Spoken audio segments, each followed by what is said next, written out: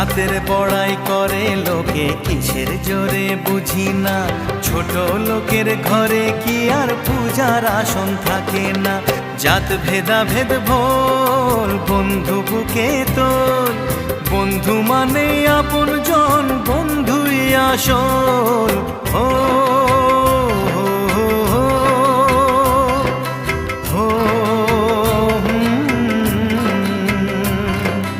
এই মাটিতেই জন্ম করে মাটিতে মরণ, ভালোবাসা দিবি নিবি থাকবি যতক্ষণ।